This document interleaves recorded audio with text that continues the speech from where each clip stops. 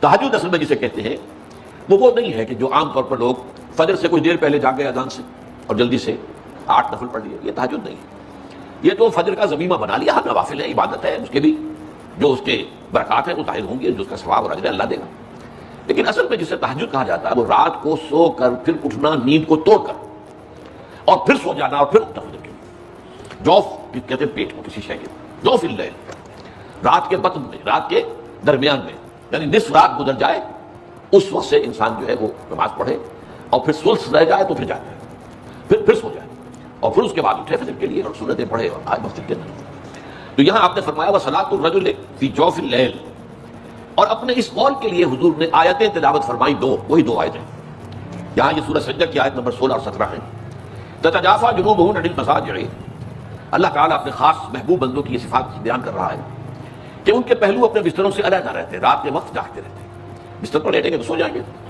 تَتَجَافَىٰ جُنُوبُهُمْ عَنِ الْمَضَاجِعِ يَدْعُونَ رَبَّهُمْ خَوْفًا وَطَمَعًا، وہ اس وقت اپنے رب کو پکارتے ہیں، دعائیں کرتے ہیں، خوف کے ساتھ بھی، اس کے مواخذے کا خوف، اس کے عذاب کا خوف، اس کی باز پرس کا خوف، اس کی ناراضی کا خوف، جہنم کا خوف، اور تمام کس کی؟ اللہ راضی ہو جائے، اللہ کے اجر و ثواب کی بھی تمام۔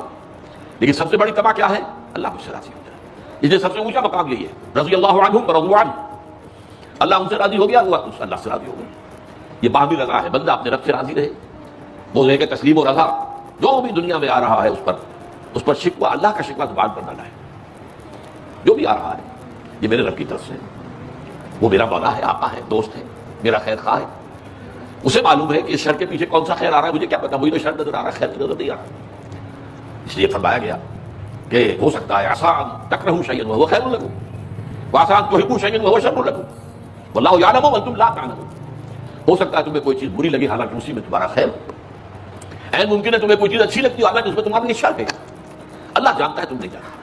اس کیفیت کے اندر دنیا کی زندگی گزارے، اللہ تعالیٰ آخرت کو اسے راضی کر دے گا، اللہ اس سے راضی ہو جائے گا۔ قرآن حکیم نے بھی سورہ آل عمران کے آخری رکوع میں ذکر کو سب سے پہلے اور سب سے اہم عامل کی حیثیت سے شمار کیا، چنانچہ اس کی پہلی آیت جو ہے سورہ آل عمران کے آخری رکوع کی، اس میں تو وہی مضمون جو میں بیان کر چکا وہ آیا ہے، ان فی خلق السماوات والارض واختلاف اللیل والنہار لآیات لأولی الالباب، یقیناً آسمان اور زمین کی تخلیق میں اور دن اور رات کے الٹ پھیر میں نشانیاں ہیں ہوش مندوں کے لیے۔ ان کے ذریعے سے انسانی شعور کے اندر وہ معرفت رب اجاگر ہوگی، وہ پہلا مرحلہ اس نے طے کر لیا، وہ ڈورمنٹ معرفت اب ایکٹیویٹ ہو گئی۔ اب مزید فکر کا مرحلہ ہے جو اگلی آیت میں آیا ہے، الذین یذکرون اللہ قیاما وقعودا وعلی جنوبہم وَيَتَفَكَّرُونَ فِي خَلْقِ السَّمَاوَاتِ وَالْأَرْضِ رَبَّنَا مَا خَلَقْتَ هَذَا بَاطِلًا سُبْحَانَكَ فَقِنَا عَذَابَ النَّارِ، یعنی تفکر جو ہے وَيَتَفَكَّرُونَ فِي خَلْقِ السَّمَاوَاتِ وَالْأَرْضِ، وہ تفکر کرتے ہیں، غور و فکر کرتے ہیں آسمان اور زمین کی تخلیق میں، لیکن اس تفکر کے ساتھ لازماً ذکر اور ذکر مدام، ذکر بھی وہ کہ جو مستقل ہو، ہر حالت میں ہو، الذین یذکرون اللہ قیاما وقعودا وعلی جنوبہم، وہ لوگ کہ جو اللہ کو یاد رکھتے ہیں، اللہ کا ذکر کرتے ہیں، کھڑے ہوئے بھی، بیٹھے ہوئے بھی، اور اپنے پہلوؤں کے بل یعنی لیٹے ہوئے بھی۔ اب ان تین کے سوا تو کوئی پوزیشن انسان کی نہیں ہے، اسی کا نام ہے دوام ذکر، اور اس کے ساتھ اگر وہ تفکر کرتے ہیں تو ان کا فکر اگلی منزل تک پہنچتا ہے۔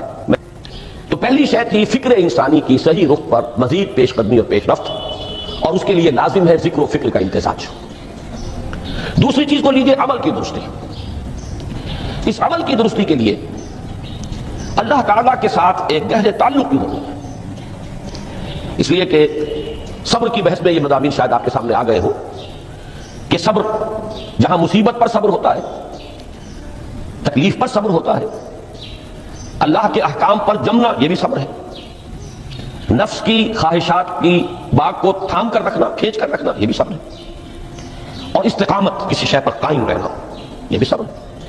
تو عمل صحیح پر استقامت کے لیے وَاصْبِرْ وَمَا صَبْرُكَ إِلَّا بِاللَّهِ، اس صبر کی سب سے اہم جو بنیاد ہے، اس کا جو سب سے بڑا ذریعہ ہے، اس کا جو سب سے بڑا سہارا ہے، وَمَا صَبْرُكَ إِلَّا بِاللَّهِ، اس کے لیے ضرورت ہے ایک گہرے تعلق کی کہ اللہ کے ساتھ ایک ایسا تعلق برقرار رہے جو نہ صرف گہرا ہو بلکہ دائم و قائم مسلسل۔ ذرا ذہول ہوگا تعلق مع اللہ میں، ذرا کمی آئے گی، شیطان کا وار کاری ہو جائے۔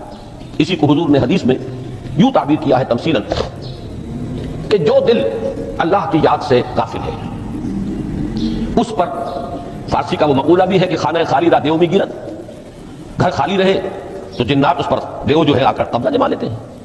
تو خانہ قلب جو ہے اگر یاد خدا بندی سے خالی ہو گیا تو شیطان ابلیس لعین اپنی تھوتنی ٹکا دیتا ہے. یہ لفظ آتا ہے سور کے منہ کے لیے تھوتنی، جس طرح اس کا نکلا ہوا سا منہ ہوتا ہے آگے، یہ لفظ استعمال کیا گیا کہ وہ اپنی تھوتنی انسان کے دل پر جما کر اور پھوکے مارنی شروع کر دیتا ہے. تو شیطان کو موقع ہی تب ملتا ہے جب انسان کے تعلق مع اللہ کے اندر کمی وہ خانہ بالکل خالی ہو گیا ہو یا اتنا ضعیف ہو گیا ہو کہ کل عدم ہو جائے، گویا کہ نہیں. تیسری چیز کی طرف آئیے، روحانی ترقی. روحانی ترقی کے لیے میں ایک اصطلاح کے سامنے لا رہا ہوں. اس سے مراد کیا ہے؟ روحانی ترقی کے لیے ہماری دینی اصطلاح ہے تقرب الی اللہ، اللہ سے قریب تر ہوتے چلے جانا. اس پر میرا کتابچہ بھی ہے. تقرب الی اللہ کے دو مدارج، دو درجے، جو در حقیقت ایک حدیث نبوی علیہ الصلوۃ والسلام ہی پر مبنی ہے کہ حضور نے ایک درجہ قرار دیا ہے تقرب بالفرائض، فرائض کے ذریعے سے انسان اللہ کے قرب حاصل کرے. ایک ہے تقرب بالنوافل، نوافل کے ذریعے سے اللہ کا قرب حاصل کرے. ان میں کیا نسبت و تناسب ہے؟ اہمیت کے اعتبار سے کون بڑھ کر ہے، بلندی کے اعتبار سے کون بڑھ کر ہے، یہ تمام مسائل میں نے اپنی اس تقریر میں بیان کیے تھے جو اس کتاب میں شائع ہوئی ہے. اس وقت میں اس کی تفصیل میں نہیں جا رہا، صرف یہ تذکرہ اس لیے کر رہا ہوں کہ جن کو بھی خواہش ہو جائے وہ اس کا مطالعہ کرے. ہماری اس وقت کی گفتگو سے وہ کتابچہ اس جگہ پر منسلک ہوگا. تو تقرب الی اللہ، یہ تقرب کوئی فزیکل فینومینن نہیں ہے، جسمانی یا مادی مسئلہ نہیں ہے. اللہ سے قرب یہ نہیں ہے کہ کوئی کروڑوں میل کا فاصلہ ہے، اب ہمیں کوئی رسی پر چڑھنا ہے اوپر بڑی محنت اور مشقت سے. فصل تو ہے ہی نہیں، فاصلہ ہے ہی نہیں، بعد ہے ہی نہیں. نحن اقرب الیہ من حبل الورید، ہم تو انسان سے اس کی شہرگ سے بھی زیادہ قریب ہیں. ہوا معکم اینما کنتم، وہ تو تمہارے ساتھ ہی ہوتا جہاں کہیں بھی تم ہو. بس صرف یہ کہ تمہاری توجہ نہیں ہوتی، تم اور چیزوں میں مشغول و مصروف رہتے ہو، تم ہماری طرف دھیان ہی نہیں دیتے، تم ہماری طرف متوجہ ہی نہیں ہوتے. ہم تو مائل بے کرم ہے، کوئی سائل ہی نہیں، راہ دکھلائیں کسی رہنمے منزل ہی نہیں. انسان جب متوجہ ہو جاتا ہے اور بڑھتا ہے، آگے پیش قدمی کرتا ہے روحانی اعتبار سے، تو یہ ہے در حقیقت تقرب الی اللہ، اور یہی اسی کو ہم کہیں گے روحانی ترقی. اب ان تین چیزوں کو اگر آپ نے ذہن میں جما لیا، پھر میری بات کی ترتیب اس کو ذہن میں قائم کیجئے. ہم چلے کہاں سے؟ کہ دین کے ساتھ اصل مناسبت فلسفے کی نہیں، حکمت کی. نمبر 2، حکمت قرآنی کا پہلا اور اہم ترین اور بنیادی مسئلہ معرفت رب کا حصول ہے. اس کا نتیجہ شکر خدا بندی ہے. اس کا ذریعہ آیات آفاقی، آیات انفسی، اور سب سے بڑھ کر آیات قرآنیہ ہیں جو الذکر ہے، جو تذکرہ ہے، جو ذکرہ ہے. لیکن اس پہلے مرحلے کو اگر کوئی انسان بفضل ہی تعالی، اللہ کے فضل و کرم سے طے کر لے، اب اس کے سامنے تین مسئلے ہیں. فکر کی مزید پیش رفت، مزید پیش قدمی صحیح رخ پر، اس کے لیے ذکر اور فکر دونوں کا امتزاج لازمی ہے. فقہ قرآن اختلاط ذکر و فکر. الذین یذکرون اللہ قیاما وقعودا وعلی جنوبہم ویتفکرون فی خلق السماوات والارض. دوسری شے عمل کا درست رہنا، نہ افراط و تفریط ہو، عدم توازن ہو، نہ انسان نفس سے مغلوب ہو جائے، نہ انسان جذبات کی رو میں اندھا ہو جائے، نہ انسان ماحول سے مرعوب ہو کر متاثر ہو جائے. صحیح رخ پر اس کا عمل. نمبر 3، روحانی ترقی، جو اصل حاصل ہے، جو اصل مقصود ہے. نمبر 2 چیز کے لیے تعلق مع اللہ ضروری، نمبر 3 کے لیے تقرب الی اللہ ضروری.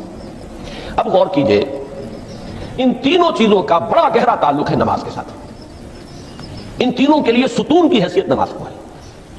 لہذا ایمان کے بعد یا معرفت رب کے بعد حکمت دین کا اہم ترین مسئلہ نماز، صلاۃ. اس لیے کہ ایک طرف یہ انسان کو اللہ کے ساتھ ایک گہرے تعلق کا ذریعہ فراہم کرتی ہے،